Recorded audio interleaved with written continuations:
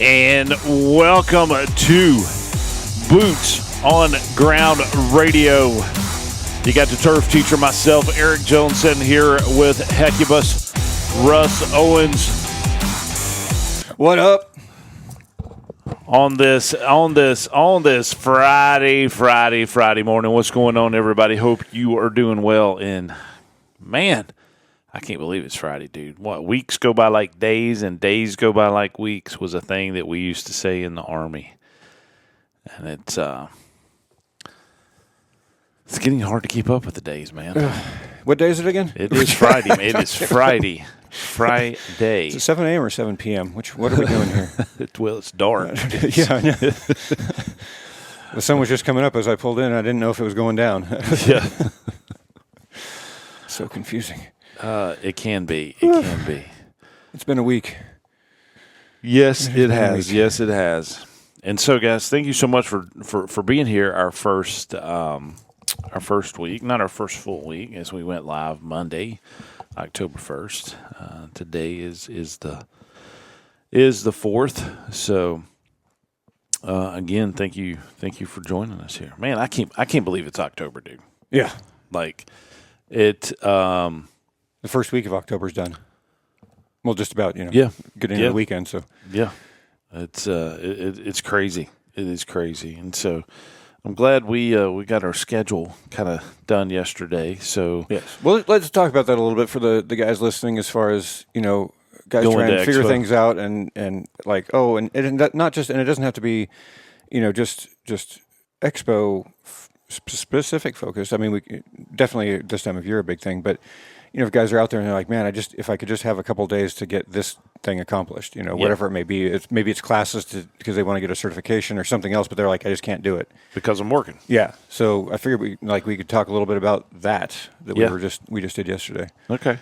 Yeah. On that side. So That's because we were trying to figure out so guys, yesterday we did a little powwow late afternoon to kind of try and figure out scheduling wise how we were going to make it work so that we didn't have to have any work when we were gone for Expo. Like we didn't have to skip things, whereas we were like, hey clients, sorry we won't be able to mow your lawn because we're going to be skipping you, so your lawn's going to look really tall by next week when we get back. Those type of things.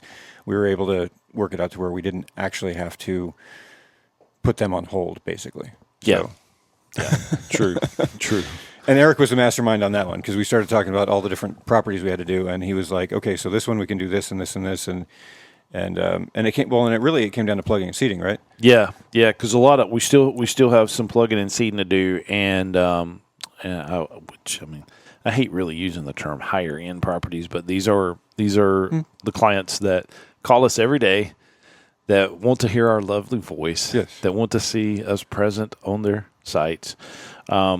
But we reserved those aeration and seating jobs till the week before going to Expo. That way the guys can mow, and then we're going to plug and seed right behind it. And so then we've got to skip 2 weeks. So there is a legitimate reason that we will, even if we weren't going to Expo, we wouldn't be mowing that week. So we've kind of lined everything up that way, and then just kind of moved some days around. I mean, Hecubus was in our software telling me exactly the days we were doing these jobs. I wrote them on a big desk calendar, so that way I could see them and I could erase and scratch out and move stuff around. And I'm like, look at that. Look at that. We got it figured out. Worked. We got it figured out. Well, it hypothetically is going to work. But it was, because, we're taking our two main guys, Ethan and Caleb's going to go with us. And, if they weren't, they could have stayed back and kind of ran the show. But everybody Very else, true. Yeah. Everybody else that's not going, we're like, sorry guys, we are going to be closed for 3 days. That's just the way it is. And you ask, why am I not taking every single body? I'm taking the two guys that need a morale boost, that need a pep rally, who, Caleb's been with me 5 years. Ethan, off and on for 5 years, but he's my nephew. So, and I wanted them both to kind of experience it. Do they seem excited? I don't really think so. And I think it's because they haven't been before. Yeah, they don't. I think they're in their head. I think they're picturing like a school gym size, where it's like you walk in there and there's a few sales guys that are like standing around handing out business cards or something. I never thought of it that way, but you're right. Yeah, I don't think they realize just how big it is, especially like the outdoor. I mean, I think Ethan's going to have a blast in the outdoor area because and Caleb will too, but Ethan more so, I think, because he loves big equipment. Yeah. And he'll run right to every single piece of equipment that he wants to try out. Like he's not going to be afraid to say, "Hey, I want to drive this." And then he'll have a list for you to buy. When we getting this? When we getting that? But because I asked them yesterday, they helped me put the top and the doors back on the Jeep when we got done yesterday, and I was like, "Dude, like." Y'all excited about going? Caleb was like, I just don't want to have to do all this work like the weekend before we go. I'd rather just stay here and get the work done so I could have that week. It's like, Caleb, we're not going to have to work Saturday and Sunday before we go. Because that's kind of what I told him. I was like, guys, we may have to work, the weekend before, that Saturday, Sunday, Monday before we leave Tuesday. And then I said we may have to come back and cut grass all day on Saturday and stuff. And he was dreading that, and I'm like, we ain't got to do that. We got it figured out. Because these guys have so much more to do on the weekend. Can I take my video game console? I was gonna be on the video game all weekend. Now it's gonna be a day short. and then Ethan's like, I'm like, Ethan, I said, you ready to rock and roll? I said, it's going to be some long days. I said, we'll be up probably 6 o'clock, getting to the expo floor at, 7. And I said, we'll probably be there all day. I was giving, I was exaggerating the truth. I'm like, man, we're going to get up at 6. It won't be like till 7, 8 that we get back to the room. And then I said, we may go here. We may go to this restaurant. We got to get up at 6? Yeah, man. Like I was like, you want to test drive all this equipment? He's like, man, there's no way I can even drink one beer up there then. I'm like, what does that have to do? What does that have to do with He's like, if I drink a beer, man, like it's like I'm going to sleep the entire next day. I'm like, oh no, you're not. I said, Hecubus said he's going to pull you out of bed.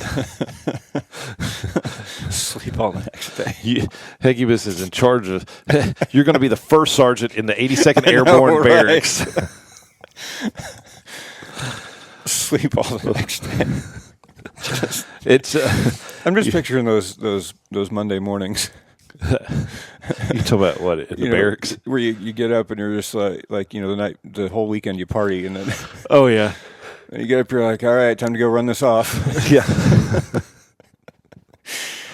Oh, are you? You don't wake up until you shower after PT. I'm so glad, dude, that I'm not having to do that anymore. I don't know. Maybe I would feel better, but I did not. I did not. So I was just thinking, speaking of military, there was last night there was these guys sitting at the bar that were talking about this. One guy was talking about a podcast. I can't remember the name of it. He said it was kind of a weird name. It wasn't like whatever special ops podcast or something. It was some off name. But he was talking about a lot of the guests are like special ops guys and all this stuff and yada yada. And I kind of caught the conversation here and there, but at one point, the one guy he was talking to was like, I don't know what brought on the comment, but they're going back and forth, and the one guy says, and meanwhile, I'm literally right behind him, like sweeping, and the guy says, he goes, yeah, that's the thing about special ops guys. It's kind of funny is that like they're supposed to be like incognito or whatever, but he's like, but I can tell them from like a mile away. It doesn't matter if they were like retired or if they're like in right now, like I can always spot them. I'm just like, did he know that you were getting real close just so you can listen with those psyop ears? But yeah, it was pretty funny. Just those are like little things you come across every once in a while, that say, and there was actually, and then it was kind of funny because I don't know, like maybe it's because when you start talking about a certain topic, then it's more prevalent in your mind. Like you're kind of like if you notice that there's like a white Jeep, and you always see these white Jeeps, and then all of a sudden you're seeing white Jeeps everywhere. Oh, that kind of scenario. Yeah. Where your mind, I can't remember what it is. There is an actual psychological phenomena for that, but we were talking about about special ops yesterday, and then we were talking about like civil affairs.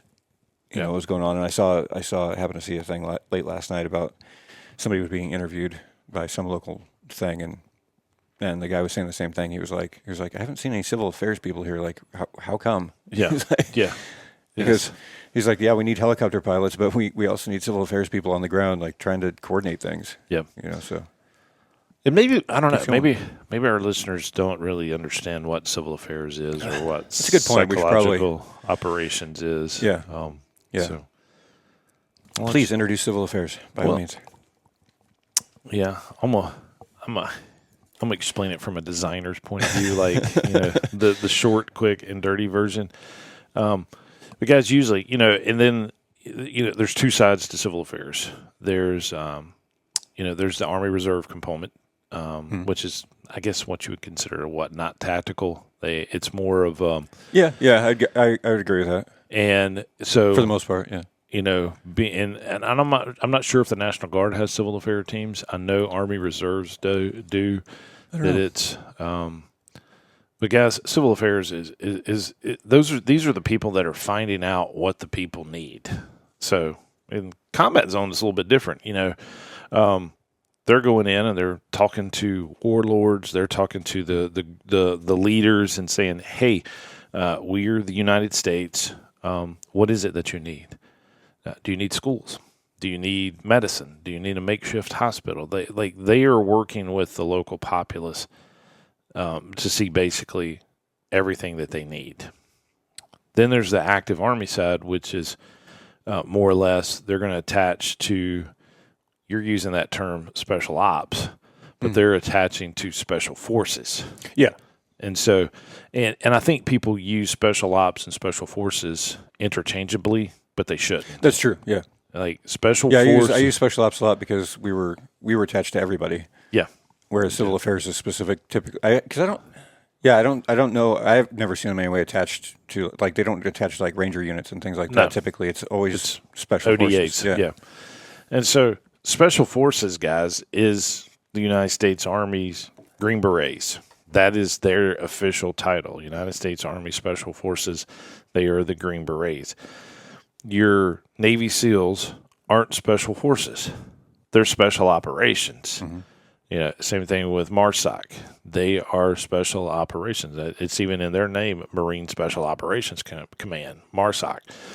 But civil affairs, active side, usually 4-man teams. Now women's integrated into it, especially with everything that went over in in the Middle East, because the women were the only ones that allowed to talk to the women.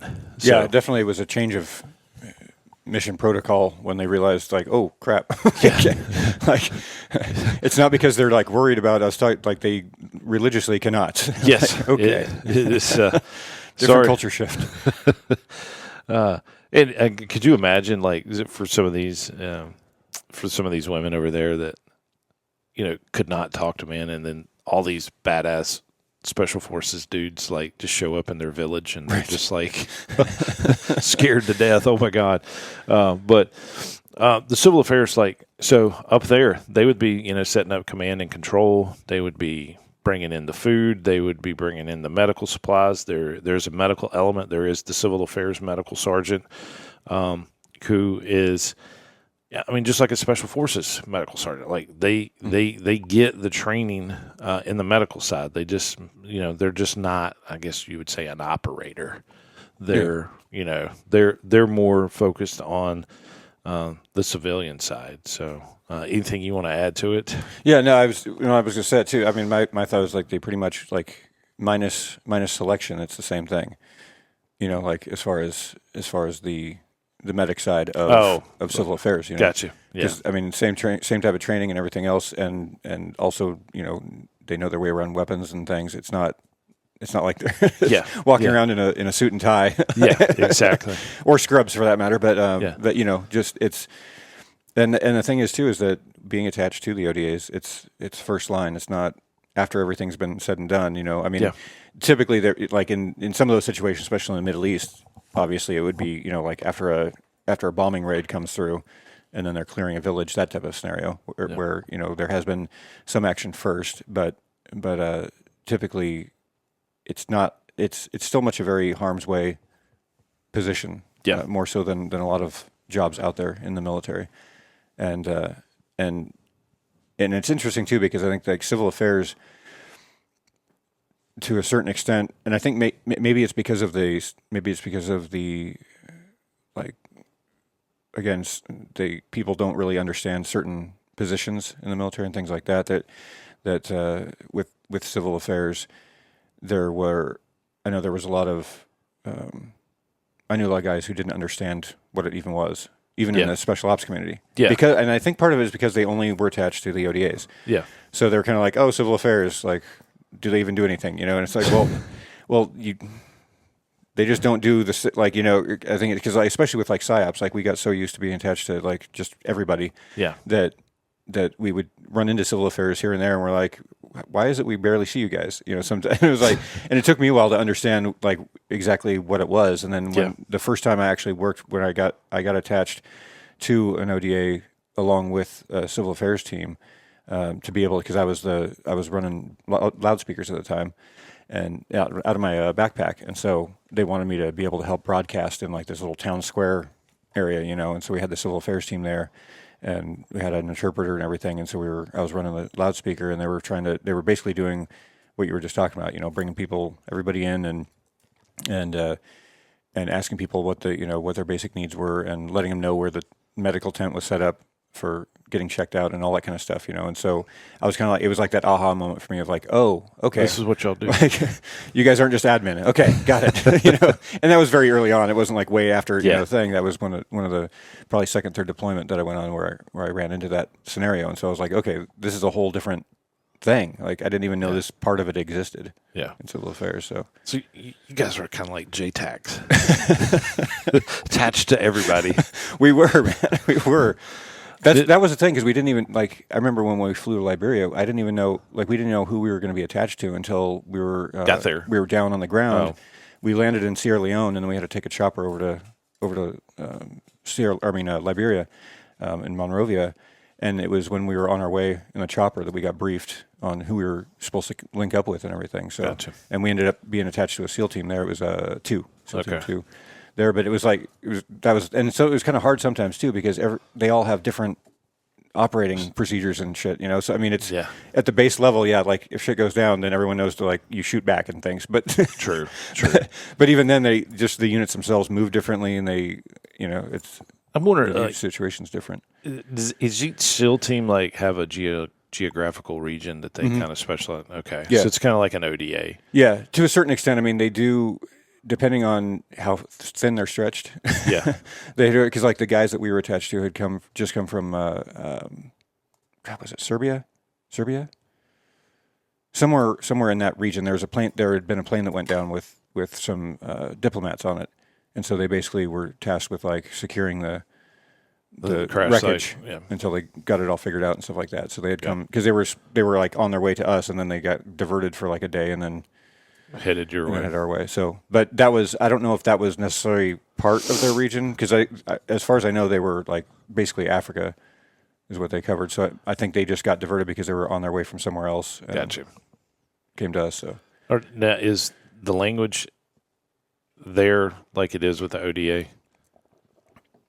Like does every SEAL goes through language school? Yeah, they do. Yeah. Okay, after they've become a SEAL. Yeah, like I guess it depends on which region they go to. Yeah, it's the same type of thing with team. Yeah. Because like when I was going through language school for Arabic, we had three SEALs, or not? I mean, three Green Berets, Okay. and then one SEAL and a Force Recon Okay. guy. Gotcha. And then there was myself and 2 other psyopers. So class. I guess was the GB were they already tabbed out or they were tabbed out? Yeah. So what were the SEALs and Tridents or? One of them was, or 2. I know, there was one of them that wasn't Okay. for sure. I can't remember if the other guy was or not. Gotcha. Top of my head, but yeah, there was because that was when I learned how that worked. Because I just assumed it was kind of a thing of like oh, you graduate and you get kind of like your jump wings, your Ranger Tet, whatever thing, you know. Yeah. So no, they had like a waiting period. yeah, And it was their teammates that said, they can wear the Trident. So, but yeah, nowadays they graduate buds, they get it. oh, I didn't know that. Yeah, They like do it, it's like a thing. They're like pinned there, at like a graduating ceremony and stuff. And I think it was I don't know if the war over there had something to do with it, where they were just trying to recruit so many guys into special ops. I could see it. Like, hey, come be a SEAL, and that's why you see, the youngest SEAL to ever graduate buds was 17 years old. That was in buds class 2, 3, 4. That they're like, because at their graduate, they didn't get their Tridents because that was back in the day. Oh yeah. But they're like, his mom and dad signed for him to join the Navy. He had graduated high school early, and he graduated buds before he had turned 18 years old. That's crazy. He must have been like hella young. Yeah. You know what I mean? Like as far as like just turned 17. Yeah. This is the Doogie Howser of special operations. That's crazy. But it's funny, like in buds class 2, 3, 4, because that was like the Discovery Channel or something did like that story and followed these guys all the way through buds. And seeing where those guys are now, like some of them are captains and admirals, like in naval special warfare, but they're 30 years later. So this was back in the 90s, I guess, that came out, or maybe early 2000s, that they followed that one class through it. Oh right, yeah. It's funny they don't do that with GBs. No, they don't do that with Delta guys. Like, yeah, it doesn't. No, they do not. They do not. So. Yeah, there's. In fact, actually, it's funny because they. I don't know how they do it now, but back then, the Delta guys had like their own language classes. They had their own language class. Yeah. They kept them separate from everybody, didn't they? Yeah, because I knew a couple of guys, a couple of operators that were that I ran into at the schoolhouse there, and I met him because one of the Green Beret guys that was there, one of the Special Forces guys, he was friends with those guys. Like they had been on an ODA together or something, in a unit together, yeah. And then they went off and did their thing. And so they kind of, I was going to lunch with him, and then we all ran into each other and ended up going to lunch together. And that was a really weird, awkward lunch for me. Why is that? Because I hadn't even been to like my unit yet, because I went basic, jump school, AIT, and then language school, and then my unit. So I was in for like a good over a year and a half before I even hit my first unit. Wow. So like I knew nothing about anything, yet. And I'm sitting there and there's 2 Delta guys and a Special Forces dude, and they're all just like talking shop, and I'm like, just gonna drink my beer.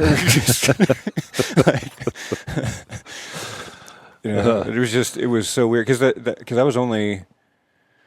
You'd have been what, 19? Somewhere around, maybe. I don't think I was even 19. Well, yeah, I might have been 19 at that point because I went in when I was 17, but I turned 18 like that. Like I signed up. I don't know. I turned 18 like 3 months or 4 months after I joined, something like that. So, gotcha. So it was. I probably was like 19 or so. Okay. By that time, and I'm just like I don't even know what, because they're using all these like. I like in my head I was thinking code words. Obviously they were just like talking shop, but they're using all these acronyms and shit. And I'm like, I don't know what the hell these guys are talking about. And they weren't trying to hide anything from me. They were just excited talking to each other and catching up and using those acronyms. Because then finally one of the operators, like, he stopped for a second. He goes, "Wait, which unit are you in?" And I was like, AIT. And I said whatever my school unit was, and he's like, no, not the language, not the what class you're in, but what unit. And I was like, I don't know. And so then I had to explain to the guys because they didn't realize that was the case. Yeah. How that worked. Yeah. And so, yeah. So then they're like, oh my God, you haven't even been to a unit yet. Well, if you're sitting there with Delta, they're probably mid 35s. I mean, Oh, mid yeah, 30s. yeah. They did back in those days. They didn't even talk to. Well, even ODAs, you had to be an E5 before you could even. Yeah, go that's to what it was. selection. That was where it was for Delta when they did a recruiting thing. A while later, I went to one of their they had like a theater Yeah. that they brought us to, and we all sat down. And they had like this promo video thing of like, look at all the cool shit we get to play with, sort of Yeah, trying to get you to. thing. And then they went through all the requirements, of like you have to be at least an E5 and this and that and the other thing, and Yep. jump qualified already and all that kind of stuff. That was for Delta. Mm-hmm. Okay. Yeah. Yeah. But even ODAs. Like, Oh yeah, you no, same had to, thing. You Yeah, had to be E5. Yep. And see now you can get an 18 X-ray Yeah, contract and then you have right out of high school. now you can get that. You can get that infantry contract. Yeah. they are the Army is guaranteed airborne infantry with that, aren't they? Yeah. Well, for those listening, why we're laughing? So an X-ray contract is an 18 X-ray contract, I should say. The 18 series is the Special Forces MOS. MOS, as far as you have different ones depending on if you're the weapons sergeant, if you're medic, and all that kind of stuff. But the 18 X-ray is something they came out with. I don't know. I want to say that it's the same type of thing, the SEAL thing, of like you get your Trident Raptor buds because they were trying to recruit as many as they could. But yeah.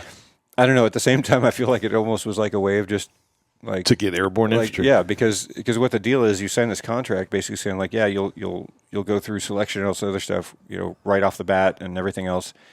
However, there's kind of a clause sort of thing that if you fail or there's numerous different things. Yeah, if you get hurt, if you fail, all Drop the different out. things, then you automatically become 82nd Airborne, basically.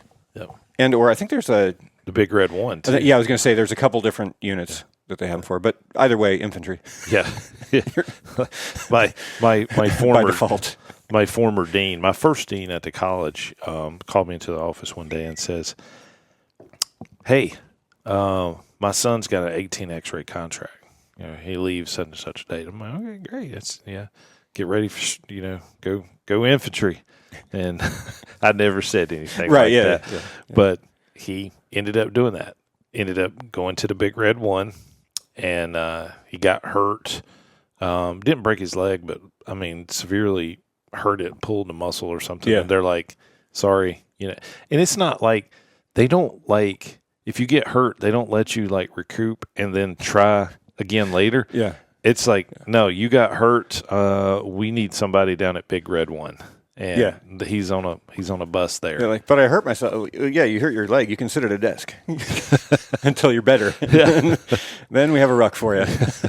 And it was, he got hurt during selection, and next thing you know, 2 months later, he was in Afghanistan, like with the Big Red One. Yeah. So it was a way to bring in guys and who already had to go through infantry school, because with Special Forces, infantry is your primary MOS, and then you have that second or whatever. I don't know if they call that's it. true. Yeah, I always forget about that. Yeah, because they were the CIB. Yeah, whereas if they were a medical sergeant, which was not their I don't know if it is their primary, but I don't know. Maybe I know it's a weird way to say it. Everybody has to go through infantry school.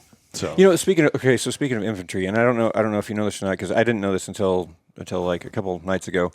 And I haven't had the chance to actually verify it, but I kind of sort of did via Wikipedia, but that's always not necessarily, but I saw it I saw it on a video, and then like did a quick search on it, and it came up with the same thing. But if anybody's out there listening, or if you've heard something different, then let me know. But they were talking about the origin of infantry, of the word infantry.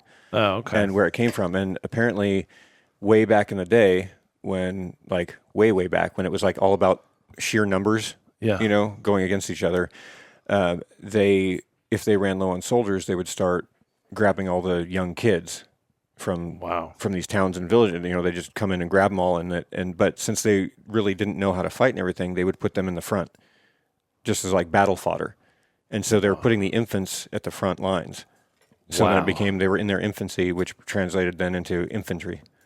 Wow. I never knew So, yeah. that. So weird. And like I said, I looked it up, and it seems legit.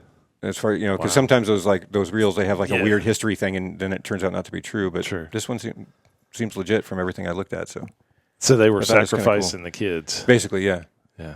they had them out there, and basically it was to slow down the infantry line so that the archers could take out more of the enemy before they actually got to the guys that knew how to fight, Wow.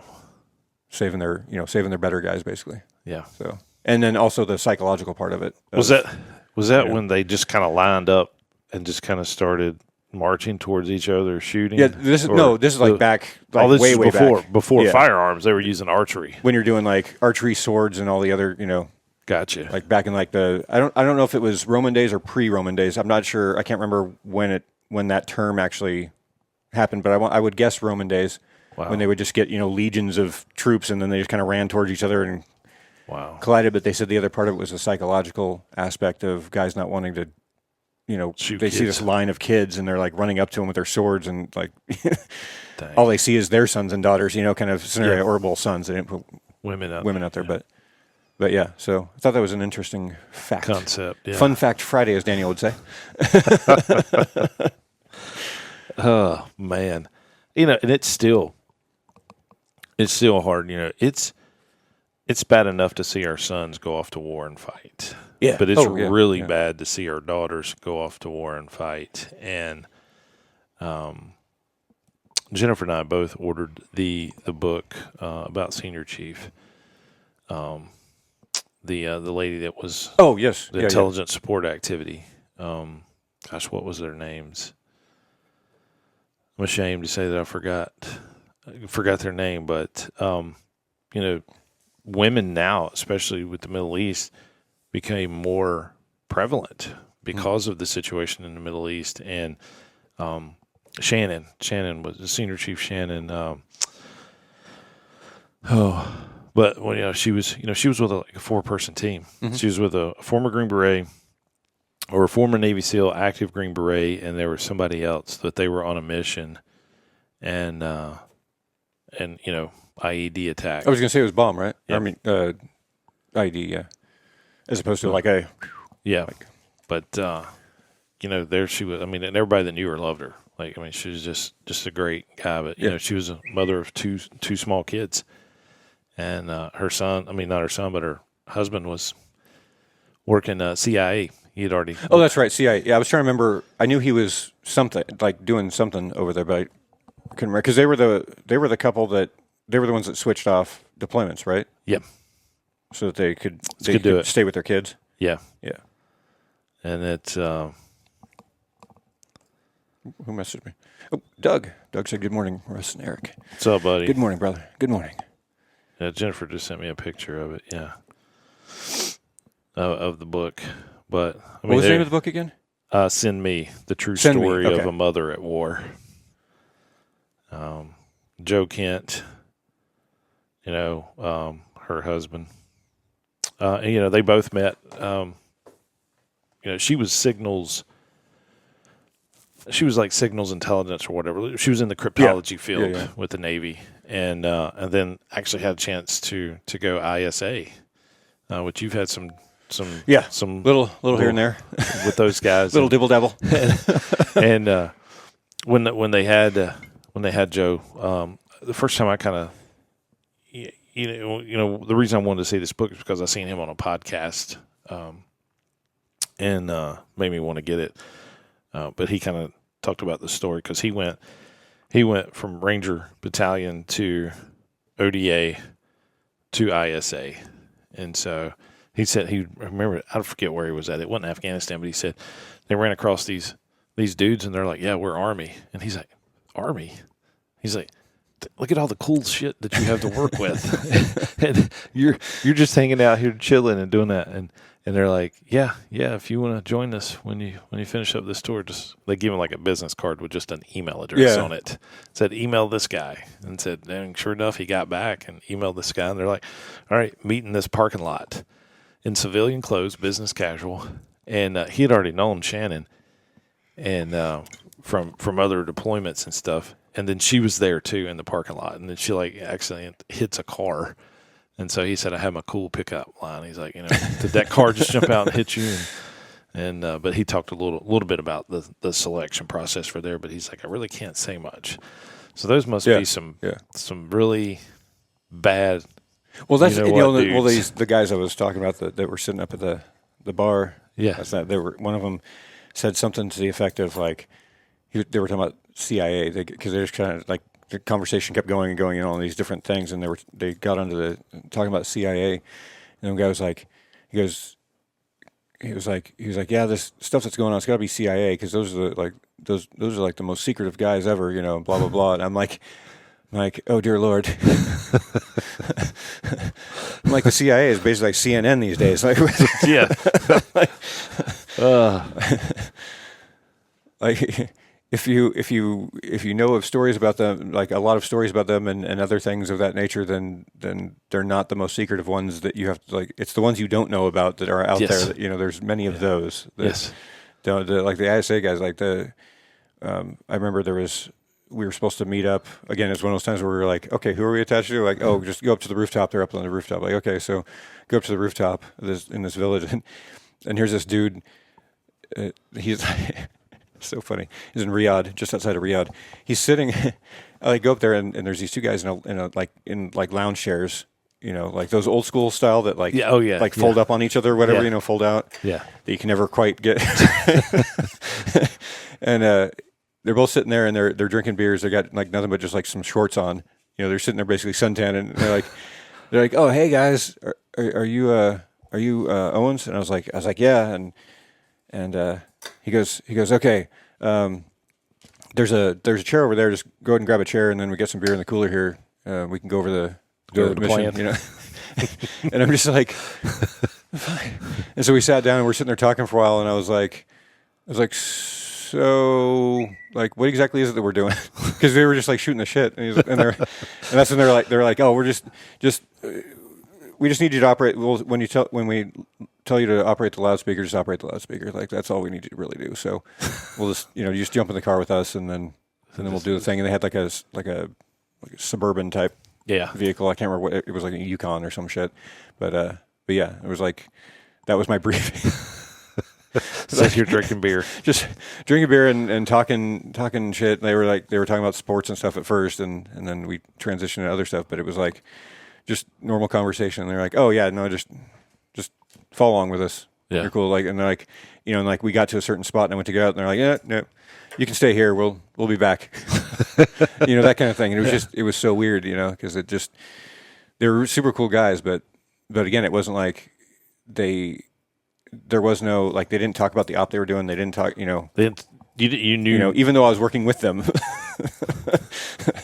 That's how, like, that's the secret, type of stuff that we had to do. So it was, and then there was one of them that I hung out with, basically, that was kind of like my handler, where, he was like, okay, like, let's go up to this rooftop over here, and this, and then we'll go over here, and this is where we want you to broadcast from, and I'll pull security while you're broadcasting, and so you don't have to worry about it. Like, just focus on what you're broadcasting. That's all you got to do.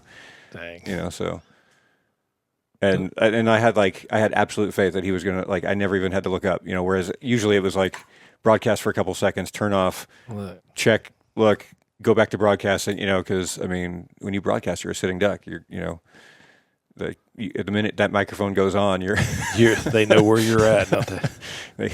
They hone in on you. So it was, and that was the thing too, is that he was like, I had broadcast for about 10, 15 seconds or so, and then I went to move. He goes, no, don't move. Like, stay where you're at. I was like, dude, I can't. Like, I got to move. I was like, you don't understand. Like, I can't stay here. And he goes, don't worry about it. We're like, and that's when I realized, like, oh, I'm the bait. Fucking awesome. Like when, because he said, he was like, don't worry, like, you need to stay here. And I was like, oh, son of a, like I suddenly I was like, okay, so that's why he's here and the other dudes aren't, is because the other dudes are out there, like, waiting for movement. Yeah. When you hit play, yep. And if they're taking a shot at you, they're going to know where they're at, and then Exactly. get them.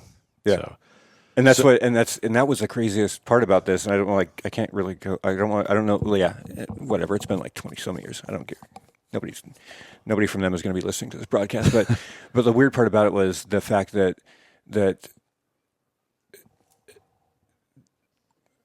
the weird part of like remembering it back is that it wasn't like, like the movies, it's like there's like shots fired and you're like ducking and all the other things and stuff like that. In that particular situation, every time I broadcast, a target was eliminated because Wow. I was broadcasting and movement would start happening or they would see something going on. And so then they would take that out and I never knew because I was broadcasting. So there was all this noise. So like, yeah.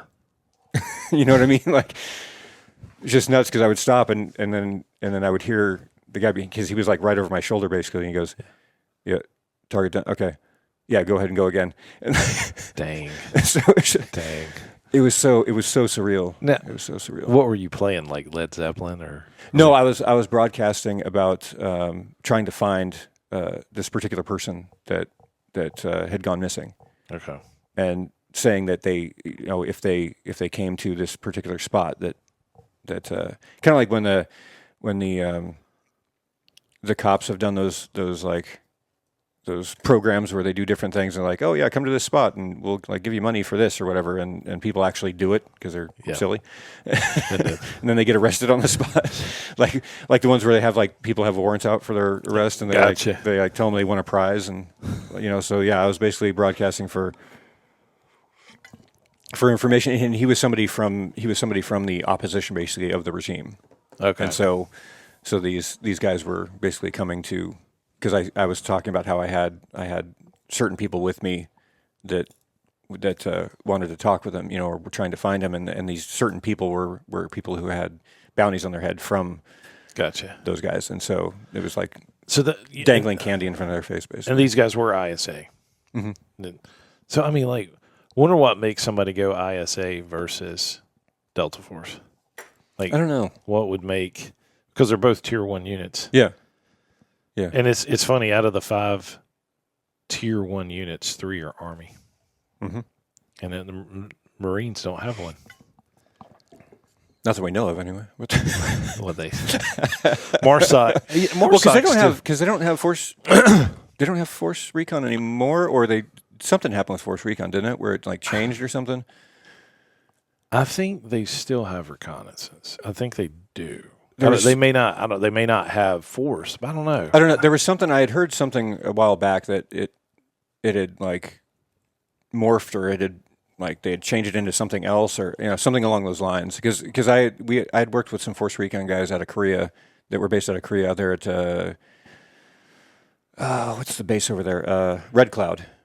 It's right next to Camp Casey over Gotcha. there, and but the Red Cloud side is where the Marines are in the force recon. But we were working with them going into Thailand over there, and that was the only place that I had ever ran into them. To them, okay. I'm sure they had them over on this side, but And that was and that was before MARSOC stood up. yeah, I'm sure. because this was back when I worked with them anyway. I don't Yeah. know how long they I think were there. what But MARSOC was what? MARSOC's about ready to turn 20, I think. yeah, because this was mid '90s. Okay. So I mean, we're Yeah. like 25 years, whatever that is, Yeah. 20 something. I don't know. God, has it been that long? Dude, I know. It has been, hasn't it? Yeah, because 2024, that would have been 30 years ago for '94. Yeah.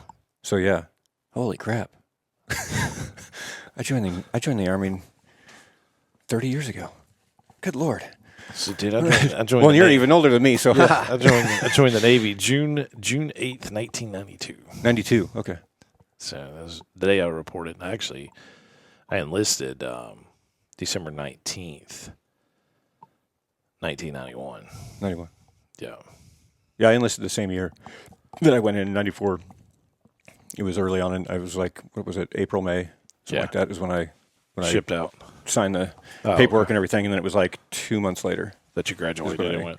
when I went out to there, because I graduated like 2 weeks after I signed up, but the PSYOPs school didn't start, or that whole rotation thing, Yeah. I should say, because they had to that was the hard part, is that they had to figure out which date worked, because like the recruiters didn't even know the process. The first couple of them anyway didn't know the process of how it did it. And so like they like I got signed up, and then they came back and they're like, oh, hey, we got to move your date to this date because we forgot you have to have airborne school. So like, and just, it was like, it just kept Yeah. shuffling and everything around until they finally got it all figured out. Because there was like about a month, give or take, maybe it was closer to 3 weeks in between when I graduated AIT until I actually started language school. And so like they just had me like puttering around the base.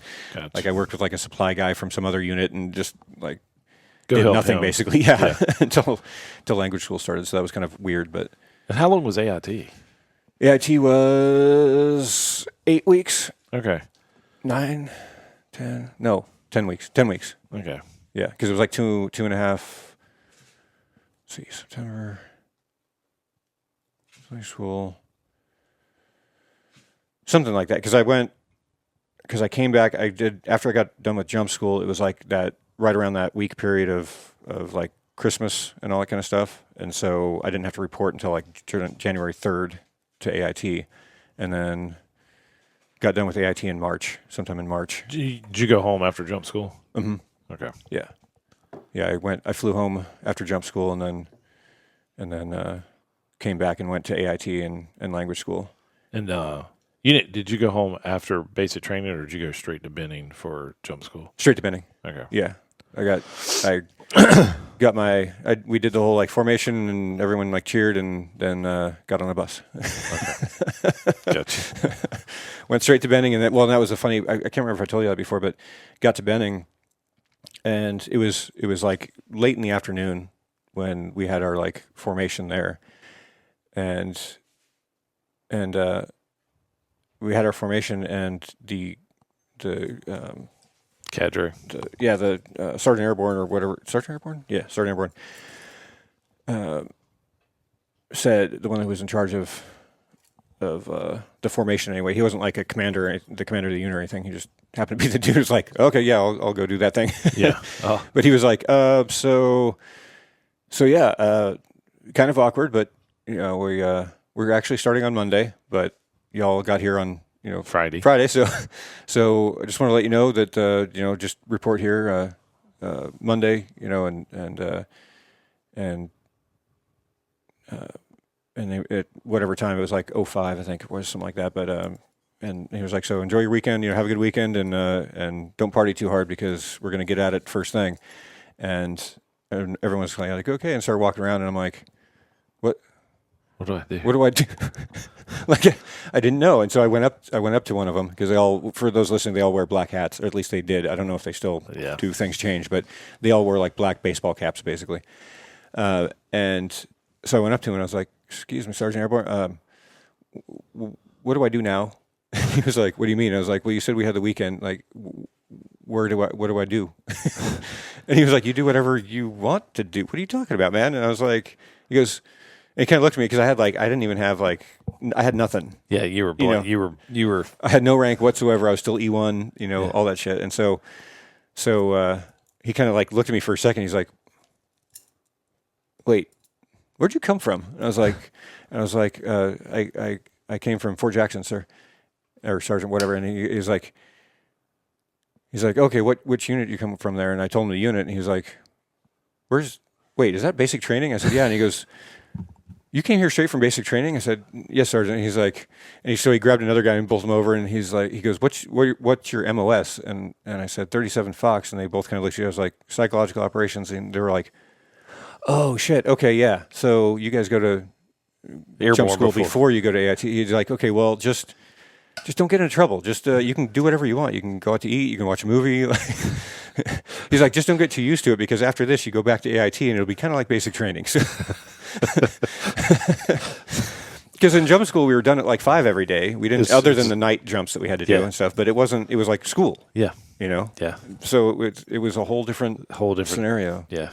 And then the weekends you had off in between too. So it was just it was weird. Like I didn't know what to do. And thankfully, I ran into a rigger, who same thing. They have to go to jump school first because they need to know what a parachute is, I suppose, before they go to AIT. But ran into one. He was in the room next to mine, and so we kind of like became fast friends. Yeah, because it was a big scary world. being at Benning, not knowing what to do. But what did y'all do? Did you? Because I mean, you weren't 21. No, You couldn't we go grab a went beer. and watched a bunch of movies, and that was about it. And then Gotcha. just like went to the shopette and got a bunch of snacks, and went back to the barracks and just hung out basically. Chilled. Because we didn't know what to do, and then just talking about the stuff because back then they still used the towers Yeah. there, and so we walked over and we were like, I remember we were checking out the towers and just like looking and going like, wait, so we have to drop from that? Not thinking, and it was so weird too because I was more afraid from dropping than jumping out of the airplane for some reason. I don't know. It was weird. I guess it's because like when you jump out of the airplane, it's like poof, you're out, as opposed to that where you're like they're raising you up slowly, and then you don't know when you're going to release. But Yeah. yeah, that was just such a weird couple of weeks at jump school. And after the first like week or so, I kind of got into the groove. But then that was the odd part though, is that again, got done with jump school, went home for like a week, and then came back and went to AIT, and it was like got my buddy who was in the 82nd picked me up from the airport and everything, and he took me to where my unit was, and kind of like walked me in and was like helped me like find the sergeant and stuff like that, whatever I needed to do, Yeah. and they're like, well, you can head up to his room with me if you want to, and like say goodbye basically, kind of thing. Yeah. And so it was kind of cool, and they were like really nice. They're like, yeah, and like good to see you and everything. We'll start off, first thing tomorrow morning, so make sure you're down in formation. And they were just really, but then like that next morning, he's like, get up out of the bed. And I'm just like, what is happening with this plane? Like, You go from being cool to like, man, I'm back in basic training again. it's just Dude, that's all over the place. it's the way every Army school is. I don't care if you're going to a leadership school or whatever. It's like, yeah, you report. It's relaxed, but then, day one, Yeah. day zero, it's Yeah. like just all over again. And it Yeah. doesn't matter if you're E6 or E7. Well, it's If just you're like going- all those other schools, like PLDC, and then what's that other one? Well, we call them. There's another one after PL. It's whatever. It's the one after PLDC. It's the same type of thing, but it's more of that admin side, and I can't remember. We went to WLC, then ALC, and then SLC. Of course, well, what rank were you when you switched over? When you went from Navy to Army? Well, I came out of the U.S. Navy E6. E6. Okay. Okay. Switching to Army, they dropped me 2 ranks. So I went in Oh, as okay. a specialist. Gotcha. And then I couldn't even put on buck sergeant until I finished all basic training and then going through the medical stuff. And it just took forever. And then Gotcha. I graduated medic school, and then I'm waiting on orders saying that I am United States Army medic. And I'm like, guys, all I need is a copy. And I went to my unit, which was a ground ambulance unit, which was a joke. Was a joke, which, their mission was cool. Like, their mission was absolutely cool. And I loved that. But it was just a unit of bad people. Like, No, I gotcha. Yeah. but they were my bad people. I mean, I loved them, but they just weren't. It just weren't Army enough Right. for me. But great guys. Had a great first sergeant and great platoon sergeants. But I'm like, guys, I just need orders. Like, I've already, ready to put on buck sergeant and just need and our supply or what was it? 91 Alpha. Is that the admin? Yes. 90, yeah. Okay. For admin. Yeah. I mean, just could not get their shit together. I'm like, and I finally ended up finding out how to get a copy of it, and I actually brought it to them. I'm like, look, here's my orders. I don't know how I logged in or Sure, found yeah. somebody that could get it. I mean, all I needed was, set of orders, and it was immediate. Okay, you're now a sergeant. And I'm like, so in that military, papers. you have to take hold of your own career. Oh, you do. Well, and all the other. I mean, there's so many. When I got out, it was. There's the. Oh, good morning, Corey. Corey said he tuned in a couple minutes ago. He's enjoying the stories. I'm sure he has quite a few of his own. Yes, we need to get him on the air with us one of these days and talk go Navy. over some stuff. But I can sit and enjoy my coffee while I listen to you guys. But when I went to transition out, there was a lot of stuff like some of the schools and things like that weren't even in my Record. file and all that kind of stuff. You know, and there was some of the awards or medals or whatever you want to call them. I know it sounds weird when you say medals because then it sounds like it's like some like it's like like Medal of Honor sort of thing. It's like anytime you say medal, it automatically means something like that. I'm like, no, I'm just talking like ARCOM type things. but they're like, okay, go through this and make sure it's all correct. I'm like, where's this? no, there's a lot of stuff missing off of this. Like they didn't have my second language school that I went through, and like just all kinds of stuff. And they were like, well, you'll need to bring in X, Y, and Z. And I was like 4 years ago. Like I don't even, because I never kept any of the never thought to keep any of that type of stuff. To me, it was just they're going to have a another piece of copy. paper, Yeah, the Army's going to have a copy. Yeah, no. It's like all I have to do is ask for it, and they'll have it, or whatever. It'll be like getting my transcripts for college, like Yeah, no, not so much. Like imagine, that would be like for those of you who haven't been in the military. Imagine going to like getting out of high school or getting out of college or any other school that you've been to, and you don't have a degree, and you go to your to get a job, and they say, okay, we just need a copy of this, and then you contact your school, and they're like, we have no record that you ever attended. That's pretty much the military. That is the military. So yeah, there was a bunch of stuff that's not in my record because I was just like, I'm not even like, I don't even know how to do this, and I'm not going to spend an extra 2 weeks at Bragg just to have this on this paper because it's stuff that wasn't even going to affect anything. Going through it probably would have affected something if I was transferring over, if I was going like if I had gone to like reserves or something straight out, then I would have needed some of those things. But why didn't you do that? Why didn't I go to reserves? Because the reserve unit in Portland was not exactly one that it's kind of like kind of like ground ambulance.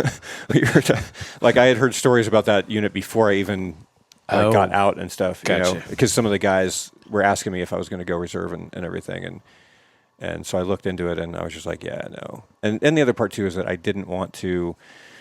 I think the bigger piece of the puzzle is that I was tired of getting deployed. Yeah. And early 2000s. Yeah. So PSYOPs, reserve, deployed. Yeah. So, dude, and I was mentioning that not long especially ago. because at that time I was still completely fluent in Arabic. I mean, now I'm not. I wouldn't consider myself fluent anymore because it's just use it. If you don't use it, you lose it kind of scenario. But back then I was fluent in just more. I was more than just Arabic. So I was a hot commodity when it came to deployments. Yeah. So it's just like I didn't want to get out and then just go right back in again. Yeah. Well, dude, it's what people don't understand is with the Army Reserve and National Guard, there's no such thing as 1 weekend a month, 2 weeks in the summer. Not anymore. No, it never even. Well, I mean, even then it wasn't really, but it was a little closer. Well, especially with the National Guard. Pre 9/11, National Guard is much more focused on natural disasters in the United States and things of that nature. Yeah, but it's like even let's say there's not even a war. That 2 weeks during the summer is 8 weeks. Especially if you go to JRTC, if you go to NTC, you quivered. Stop that! But you can mention the Middle East. I'm fine. You mentioned my eye starts twitching. I met somebody the other day that was. I had an old captain, man, who wanted to get stationed there for something like. He's like, man, I would love to be stationed at Fort Polk. I'm like, why? Why was he like hunting, fishing? Yeah, he was like a big hunter fisher, and that's the only reason I could see maybe being there, but the area, not the base. Yeah. But I mean, there's nothing outside of Fort Polk. No, like the bus rides, other than freedom. Yeah, but there's like a Walmart, and then there was like was there like a water park or like some kind of like fair? I don't know. I remember. I never even, like I said, that's why freedom was outside because I never left the freaking base. Well, no, the only time I did was like driving into it and then driving out of it. Yeah. And it's like, well, that's the thing because we flew in and flew out. You flew into Fort Polk, okay? Because we flew in on our Humvees because we had the loudspeaker racks on them and everything. So we actually flew into Mission. Okay, you flew into the box. Mm-hmm. Okay, so not like with us, like. We loaded everything up on freaking trains. and shipped our Humvees. This was The second time we did that. Yeah. okay. And then so it's like then Or, you get well, there. They did that. And then we flew out of Charlotte, and I forget what airport in Louisiana you flew at. And then it's like a 3-hour bus drive from the airport in Louisiana. And then, okay, so then the next week is spent on trying to get your equipment, get your Humvees off the trains, doing all this. And you're in decent barracks, for like a week. And then they're like, all right, we're going to head out to the box. And then you get to the box, and it's like a 3-week mission or whatever. Yeah. And then you finish that, and then it's clean your equipment, load it back up on the trains. And it's like, you drive into Fort Polk, it's dark, and then when you leave that morning, but I mean, it was going like 6 weeks or some shit.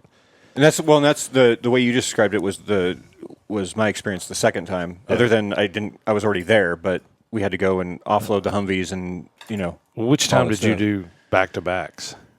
That was the time I did that. Yeah. Okay. Yeah, because the first time, like, we flew in on the first time, and then I ended up getting stuck.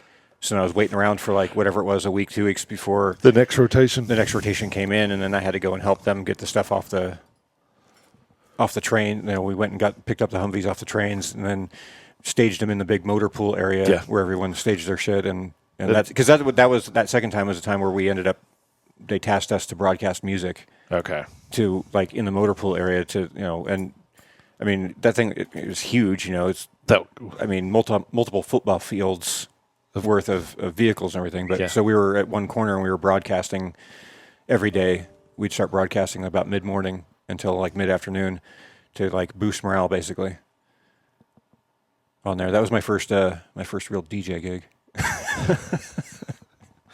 And dude, I had my little CD Walkman, my Discman on my lap, and guys were coming over and like bringing their CDs and stuff, and so we had like all these like we had these little Post-it notes, and we were like because we were writing their names on them and everything. Okay. That we were like we got towards the end of the day, we were like, hey, Corporal so and so, like we got your Leonard Skinner CD, like please come by and pick it up. But yeah, it's like it's an entire process. Of that thing. So yeah, it's not a quick little 2-weeker. Like if you're expecting that to be a 2-week. I mean, we didn't care because it was one day is another kind of thing. But at the same time, we would have rather been back at Bragg doing our own thing as opposed to. Oh God, nobody. We actually had to like pay attention to people and stuff there. JRTC had like rules and things and stuff. And then it's like, then there was the Tiger Medical course there at Polk. But then there was language schools. Like there was some language training going on at Polk. Oh, that's right. Yeah, they did have. I never went to that. Went to them, but yeah. But yeah, they had a little bit of stuff. The only reason I knew about the language training stuff is because in that interim time where I had really nothing to do, like literally nothing to do, I'd just kind of walk around the base and see what wasn't there. Yeah. There's like a couple of food places. There's a pizza place and something else. Yeah, probably a McDonald's or something because there was a McDonald's at pretty much every base, but I only saw Pizza Hut. But and then there was like a small little PX place. Remember, I bought one of my favorite knives I've ever had from that one. It was a Gerber, but it was a BMF. Oh, okay. And at the time they had an LMF and a BMF. The BMF was like it looked like a kind of like a Rambo-esque type knife. Yeah.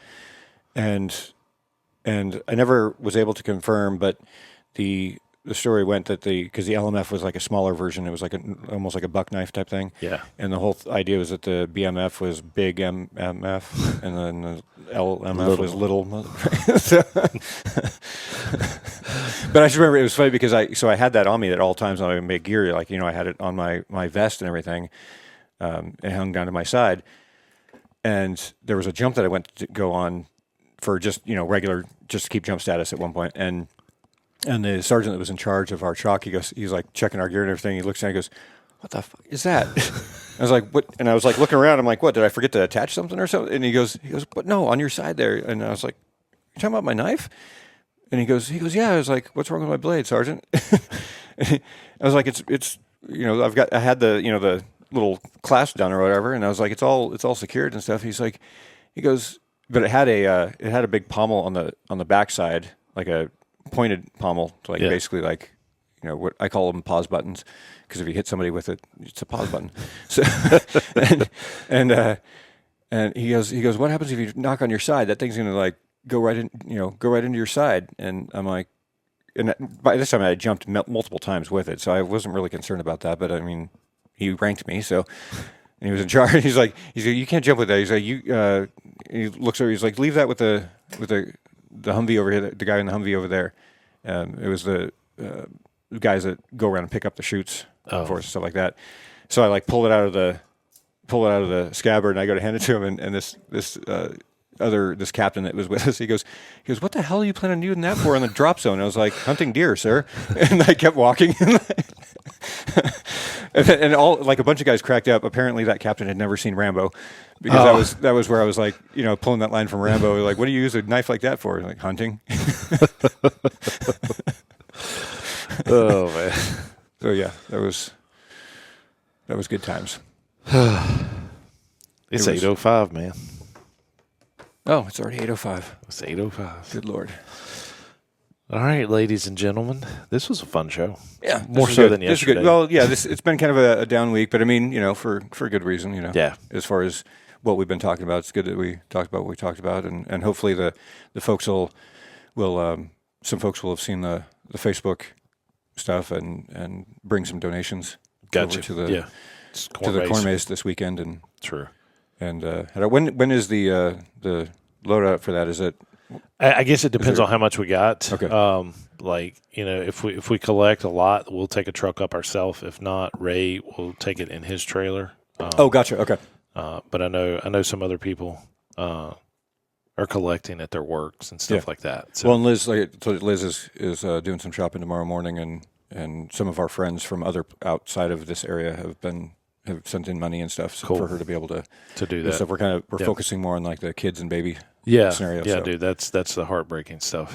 So, and I didn't know this until yesterday, but the military personnel that is up there is Florida National Guard. I heard that that DeSantis. at least part of them Yep. anyway. I didn't know if there was others, but I did hear that Florida was there. And I did speak with somebody yesterday about why our military is not there. Is that they got orders, but since it's National Guard, the orders were released or whatever, then it was sent to headquarters, National Guard, who then dumped it back on to the governors, who is waiting on FEMA to say it's okay that they have fuel money. Yeah, I know there's guys on the. I haven't talked to anybody personally, but I've seen a couple of the other pilots like commenting on stuff and videos that have come out from there where the civilian pilots where they're saying like, yeah, we're flying around all day, and the other guys are sitting on the tarmac because they're waiting on orders for the go ahead. Gee whiz. All these Chinooks just sitting around, or not Chinooks, but Blackhawks. Blackhawks. I mean, they probably have some Chinooks too, I would assume for supplies, but those can't really get into the tight spots. They're not rescue. Yeah, so. But yeah. Corey said he never thought about it. Oh, the FNG thing. He was like, FNG? Like the BMF and the LMF thing. But yeah. Well, we had the FRG in the Army too. Family Readiness Group. Oh, yeah. All those different acronyms. I was saying, Dude, it was like old Vet TV, and it was the Marines, and they sent in an ODA to link up with some Marines at one of the bases in Afghanistan, and the captain there, he may have been higher than the captain, but these are comedy little shows. Yeah. And it was like the commander of those Marines like opened up his book and he had all the acronyms written, and he had to like look and see because the guys were just like talking in all these acronyms, and he did not know them. There was I didn't save it, did I? Darn it, I didn't. I thought I had. Oh, maybe I did. Maybe I saved it on Instagram. Since we're talking about it, I got to try and pull it up and see if I have it real quick. There was a meme type thing. I thought I screenshotted it just so that it'd be easier to pull up, but maybe I just saved it. I'm hoping I saved it because I was going to show it to you, but it was it was a military. Doesn't look like it did. Darn it! But it basically was just like a cartoon type thing, like a split screen cartoon, and the top side had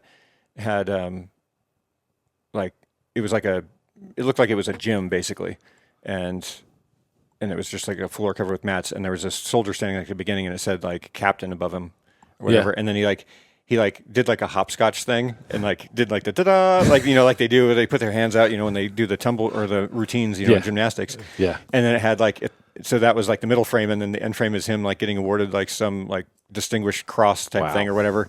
And then the one below was like enlisted, and it was like this obstacle course thing, but each part of the obstacle, like one of those like Ninja Warrior type things, but each one was like, like first deployment, second deployment, this, that, the other thing, all this other stuff. And he gets to the end, it was like ARCOM.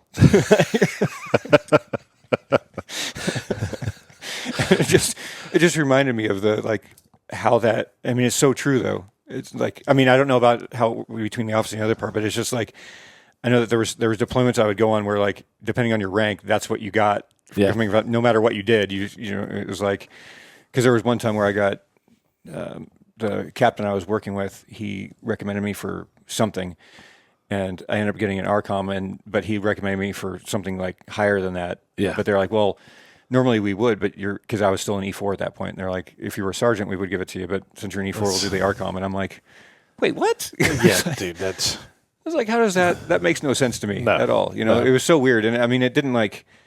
The part that bugged me about it was it had nothing to do with the award itself. It was like that was a determining factor. Exactly. It was weird. So, because even the captain, he told me, is like, most likely it'll probably be downgraded to X or whatever. Like the ARCOM from this, and it was weird. yeah. So odd. In fact, actually, that one I think that was one of the ones that was not on my file. Who knows? I got my knows how to sweep and mop medal, and I got my. Dang. Well, dude, and it's like even like you could send off to like Navy HRC headquarters or whatever. They had that big fire like in St. Louis, and they lost a bunch of records. Oh, right, yeah. And so a lot of the Navy stuff was gone, but I had a microfiche. Like, oh, really, dude? Of course you did. Stick it in the little click play. Yeah, that little what are they? There's my enlistment contract. Okay, wow. What are those things called? I had a million of them when I was a kid, and I can't remember they're Yeah. like the red ones with the little disc thing. But that's what they would send you. That's I what can they never would think send your records on. Really? And then I was like, I think I took it to like Kinko's, and I'm like, can I get these printed out? They're like, what the fuck? What is this? This is my Navy records. It's too funny. I was sitting here looking at it, like shining it up at a light. Yeah, that's my enlistment contract. Yeah, you got to like hold it way out and like, yeah. It's somewhere. I've got a big Navy. Oh, you still have book. it? Yeah. Nice. It's like, 'cause the other way you can look at those. Not like I never had one of those, but my dad, after he got out of the Air Force, he started working for a company that made microfiche. In fact, the name of the company was Microtech. Yeah. But that's what they did, is they took company records and Put them. transferred them onto microfiche. Yeah. And so I'd like go to work with him on like a Saturday when he was trying to catch up, because he ran the office and stuff, and so he'd be trying to get like late orders out and everything, and he showed me how to like, I'd take a flashlight and like hold up a card, and like shine it on the wall. Yeah. Like, I'm like looking at like financial documents as if it's like this cool thing. Like it didn't matter what was on there. It was the fact that I could like shine an image onto the wall. Yeah. Whatever, but Well, dude, it was weird, like, because like you literally signed a printed out contract. I did in 1991 for the Navy. Oh yeah. Like there's like you didn't, and even when you went before the detailer, like I don't even know if the detailer had a computer at their desk. I think it was all the They didn't when I was no, because I remember when I signed up and everything, before I signed up, but I was there at MEPS. Yeah. And because that was where my dad had to sign off on the Because you were 17. release form Yeah. or whatever, yeah, and saying that I had the Mental- I somehow had the power to sign 10 years of my life away. Well, what it ended up being, as opposed to 2 or 3 or 4, whatever, Yeah. But I remember getting there and we were talking about after I did the test, and because I mean I didn't do the test or anything, so like I went from nothing basically just talking to a recruiter to doing like the ASVAB and or not the ASVAB. Well, I did that too, but the Language all the other aptitude. stuff. Yeah, all the tests and everything. Went through all the tests, went through the physical and everything else, and then they were like, okay, and then that's when we transitioned that afternoon into here's the jobs you can do, and they just had like this. It looked like a big phone book basically. Yeah. And they were like, so they said, okay, well, this one's intelligence. Let's see. And they like, flip through like, intelligence. Okay. And then they'd find, and it was a little paragraph. There was no like pull up something on a screen or whatever else, Yeah. it was all very much still paper and pencil and all that.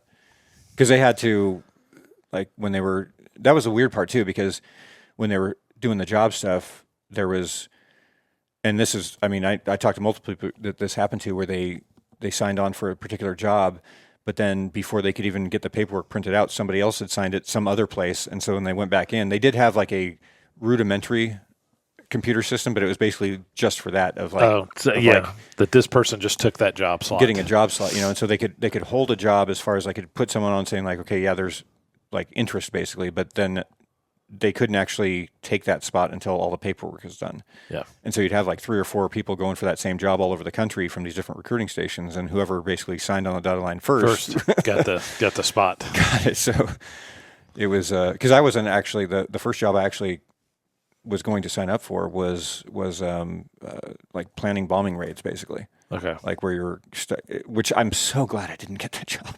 So glad. Because I mean, it sounded cool to me because I needed like clearances and all this other stuff, which I ended up needing for the other PSYOPs anyway. But they were talking, like, oh, and it's you'll be in a vault and you like and you kind of like plan bombing runs and stuff like that and all this other things, and it's like, oh, this sounds all cool, but that's what happened to me. Like before they were able to, because they were going to have me sign the papers and they realized that I needed whatever the security clearance that I needed for that particular one was at the time. I think it was a TSI or something, but they had me go and do like the special interview you have to do for that one. And by the time I came back, somebody else had taken that job, that slot. And so I ended up going PSYOPs. So thank you to whoever took that slot. I hope you enjoyed the job. You're probably stuck in England somewhere or somewhere here down below, many meters below the surface. Yeah. But yeah, I was glad that after all that happened, after the fact, but because I thought I was going to lose that one too, because when I said, okay, I'll take that one, then they realized that I needed to do a separate physical for the airborne part of it, which I don't like plug your nose and then blow and then try and blow so that I can check your ears and then do a duck walk. Okay, you're good. Like the airborne physical is so stupid. They do that on Vet TV. Oh man, it was I'm like, so the physical that I already had was not good enough, but this somehow is. All right. So what did Corey say? Corey said he signed up for computer programming and or computer and programming, and he got satellite communication. Yeah, see, there you go. A little bit difference. I thought. Well, in the Navy, because you guys in the Navy. Wait, how does the Navy work? As far as, is it like the Marines where like you sign up for like a time but not necessarily a specific job, or how does that work? The Navy did have what they called like the apprenticeship programs. You had seaman apprenticeship, airman apprenticeship, and construction apprenticeship. Okay. So those were like the 3. A lot of these guys were going in. And to be honest with you, I wanted to be an IS. I wanted to be an intelligence specialist with the Navy. And we were promised that and had contracts for it, but guess what? Gotcha. Okay. Yeah. Yeah. I couldn't remember how it worked. I knew it was a little bit different as opposed to the military, or the Army, where it's a like specific, position. It's a bunch of lies. I mean, seriously, because the good thing about joining the military now is the internet. You can do a lot of research on your own about these MOSs, and there's guys out there doing YouTube videos that are active duty talking about what it is that they do. Of course, they can't, tell all the secrets, but, you kind of see a day in the life of a corpsman. You see a day in the life of a, airborne 82nd guy. Yeah. You know, some of these, they have influencers just like we do in the green industry. And so you can find that information out, and you're not really dependent on that recruiter. You're going into the recruiting station educated. I felt like I went in to the recruiting station blind as a bat. No, I did too. I mean, I at least got to completely pick a job, but I didn't even know. I mean, to that point, I didn't know what the job was. Yeah. I just thought it sounded cool, and I picked it because they didn't know what it was. Yeah. Yeah. You go into the recruiting office, and they have a little, and of course, like, they were recruiting for SEALs, they were recruiting for divers and EOD and everything like that. But they just wanted to get you they really wanted me to go nuke Navy because of my ASVAB scores. And I'm like, no, I do not want to be a nuclear engineer. Like, this does not interest me. Well, man, your ASVAB scores, you can do this and do that. And it's like where we went to basic training and then went to A school afterwards. The nuke school was there too. And these guys were so miserable. Like these guys hated life. They're like, this is college and prison combined into one. And it was just horrible. And again, they would get these guys in, and they would go through like their MOS school, which was either like electronics technician, electrician's mate, and machinist mate. So they were almost kind of like, I wouldn't say infantry of the Navy, but they needed these guys. And so it was also a nuclear position. It was a nuclear MOS. Oh, okay. And so if they flunked out of power school or something like that, they already had an electronics technician that they could send to the fleet. Oh, okay. They had a machinist mate that they could send to the fleet. So, you had to do your A school type first and then go through like propulsion and power plant and all that stuff. And like they said, and these guys, it kind of reminded me of like one of the military academies, because these guys had designated sports time. Like, they had to like do an intramural sport. They had to. Oh, wow. Okay. They were out there, either playing, tag football, soccer. Interesting.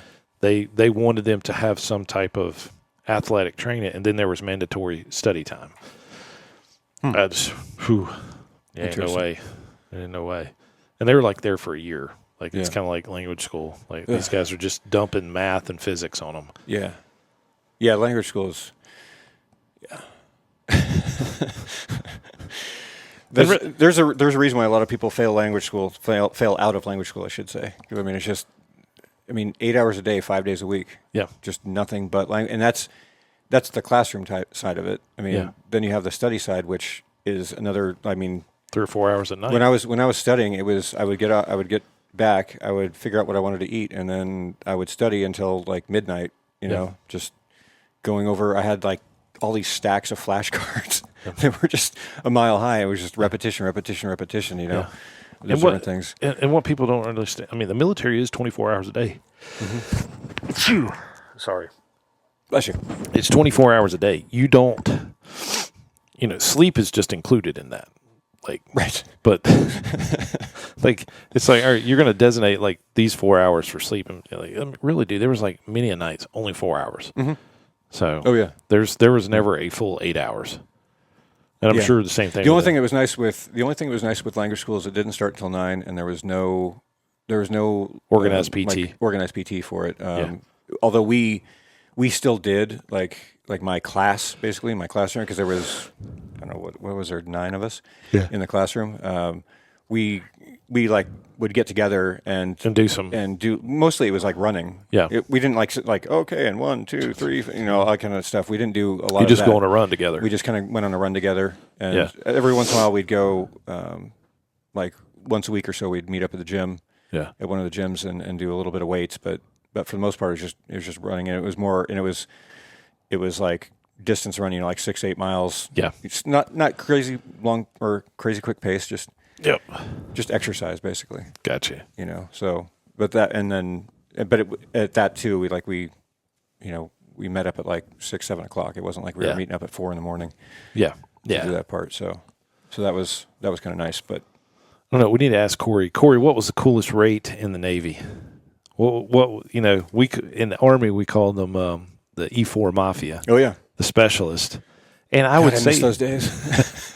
And I would say, I would probably say a BM3, boatswain mate third class. Like those guys just walk around telling all the E3s and E2s what to do because there was a many of those guys on the boat. Yeah, there was the when I was in E4, it was awesome unless we got deployed because when you were in E4, deployment meant you were running the backpack speaker. Like that's which meant you were jumping with the backpack speaker, which sucked. Those things sucked because those packs were because we used the medic packs. Okay, the big tall medic packs because we had to. Half of them were the speakers and then the equipment on top. They probably have nowadays. They probably have it's like two little AA battery looking things to power those things now. But back then it was those big brick batteries. Yeah. That they had that weighed a ton each. And it took 3 of them to power the loudspeakers. So you had the 3 and then 3 on top. If you were carrying that medic pack, I wonder if you were looked at like from the enemy as a medic. Like, because they were always trying to spot the medics. Yeah, and I don't know. I honestly don't know. I mean, it's a good point. I never actually thought about that part of it. But like all the units that I dealt with, like if we were going somewhere, they automatically assumed we were medics. We were medics. Yeah. Because of the pack, and because I remember the JRTC. There was when we went to load up all of our packs and everything. They just went into like a big container. Yeah. And so we were like, people were like chucking them up into the container, their rucksacks into the container. And then we're like, I'm all like, here, you got that? And he goes, yeah, just toss something. I'm like, no, you're going to want to pull on this. And I'm holding it. And he goes to yank and he almost yanked himself like over the, like outside of the thing. It wasn't a bunch of Curlex. He's like, what the hell is in this thing? Are you a medic or something? I was like, no, PsyOps. I was like, that's a loudspeaker pack and batteries in there. But when you jump, because when you went to jump, like the bottom of it literally like touched your feet. Yeah. And so we called it instead of the walk of shame, it was the penguin walk. Yeah. That we did. We were like little emperor penguins, like just shuffle, and then you just kind of fall at the bird. But you know how big those things are. Yeah. You had one of your own. They're massive, like compared to a rucksack. They're like at least twice the size, if not more. And I've never understood why the medics had to carry so much supply. I guess I guess on the infantry side, yeah, but nowadays, like all your medical gear's on your chest, like it just kind of lays down and you've got access. The worst thing you could do, man, is like, I got to take this big ass backpack off. Oh yeah. To render aid to the soldier. Like you just want to be able to drop down, sling your weapon, and then everything is like right here in front. Because it's not about pain control. It's not about. All you're making sure is that this. I think that's the last part of it. Yeah, we don't want you bleeding out. Yeah, and what people don't understand, the only reason we want to save that soldier's life is so that we have somebody else in the fight. I will always place the mission first. Yeah. It's a weird thing to say, but it's true. It is the truth. Like I'm saving your life so that you can stay in the fight. Yeah, and so can you still use your weapon? Well, and that's what I was just about to say. It's like when it's not okay, I fixed you, now you can get up and run away or whatever. It's not making them mobile again. It's can you pull this trigger with your finger and point it? Yes, that's why we saved you. Even if it's your offhand, if you're right-handed and something happened with your arm where it's immobilized, you can still use your left. Yeah. Or you can if you don't have a weapon, you have a blade, you have something or you can be the communications person, whatever it may be. Yes. You can run the radio and call in stuff. Whatever you can do. Corey, see where it was. I had to pull it up because it scrolled down. He said 2375. I don't know what that is, but 2375. He said never without the internet or phones. Special favors delivered to my door. I didn't even have to take my exam for firefighting. Food was delivered, all for a 5-minute phone call. Nice. So what is that firefighting, Corey? I'm not Navy. I don't know what all the different things are. He was interior communication. Wasn't he at IC? Wasn't he IC one? I think so. He was in satellite communication, but he also did some other stuff too. So that's where you guys need to talk to each other like on the radio because you guys could like. I forgot. It'll be much faster for you guys to talk. Yeah. Because you won't be questioning every like, because like the ranks and stuff. I don't even, I mean, we went over that back a while ago about the different ranks because it's just so different. Navy includes the actual MOS, which is they called rates. Rates, yeah. So like if you're a corpsman, you're like, and if you were a first class, if you were an E6, you would be HM1. Hospital corpsman, first class petty officer. It's just such a long. They include the job, like the rate along with it. So, but they'd say short. It'd be like HM1. Well, I was just gonna, I mean, it does make sense in that aspect because in the military you just have the rank, but then okay, so but what do you do? Like what's your MOS? And so rather than just getting it all out in one. Well, yeah, it's like like staff sergeant would say, "Hey, sergeant," you'd address him as a sergeant, right? The same equivalent in the Navy would just be HM1. HM1 can I have help with this, or HM1 can I do this? You wouldn't ever say the full hospital corpsman first class petty officer Jones. But that's what I mean. If HM1 means all of that though, so that's like it's kind of cool that it's that way represents that. Yeah. Yeah. Whereas like everybody in the Army, we went by. Well, everybody's a sergeant until they become first sergeant. Yeah. Like even a master sergeant, you call a sergeant. You can call a master sergeant sergeant. Right. But you can't call. Well, that was we had in one of my units, our first sergeant. Like I don't know what. I think it was because he was like going to be retiring or something along those lines. But like he basically transitioned away because he was the first sergeant for our unit. But then just as I was getting out, like literally, I don't know, maybe 2 months before I got out, he transferred away from that like position. He was still with the unit though, and so somebody else got promoted up to first sergeant, and then he was a master sergeant instead. Yeah. And so like it was weird because I'm like, hey, first sergeant. He's like, no, I'm not first sergeant anymore. You just call me sergeant. I'm like, I can't. Yeah. My brain won't allow like. First sergeant is a position, not a rank. Yeah. So because they're both the same pay grade. And like in the Air Force, if I'm not mistaken, Air Force, any of their master sergeants can be, because like E7 is like master sergeant, then you have senior master sergeant, then you have chief master sergeant. Yeah. And so like any one of those can be the first sergeant. And I think even their E6 is maybe pushed up to a first sergeant just based on need or something. They have a weird, like, I don't know.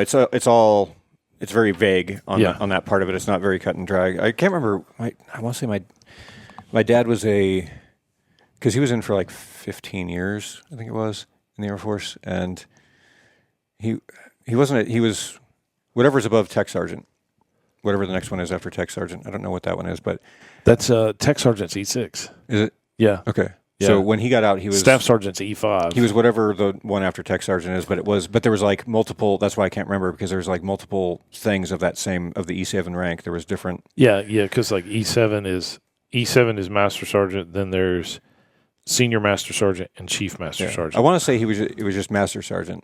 Which would I know it definitely wasn't chief. Yeah, but because chief would be a sergeant major. I just know that he was the tech, or that he got promoted from tech sergeant.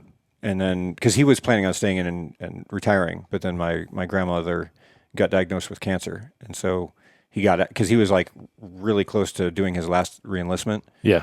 And so he got promoted. He was planning on doing his next reenlistment within the next few months or so, and then she got diagnosed with cancer, so he came home, got out, and brought us all home. Yeah. So we could, because specifically so that my brother and I could spend time with her. Yeah. And get to know her. So. Which, I mean, I thank him for that, but at the same time, I'm just like, man, if only he had done another 5 years and at least, to get that retirement, Yeah. But I mean, I appreciate what he did, though, for us. Sure. Absolutely. Okay. But such a crazy thing. Well, dude, we better get started on the day. Yeah, we should do some things. I told the guys what we were doing, so hopefully they're not standing out there. I really hope they're not standing. All right, guys, we'll see you bright and early Monday morning at 7 a.m. here on Boots on Ground Radio. You got Turf Teacher and Hecubus saying out. You need to say anything, buddy? Tune in Monday. Guys, we'll catch you then. See ya. Have a great weekend. Be safe.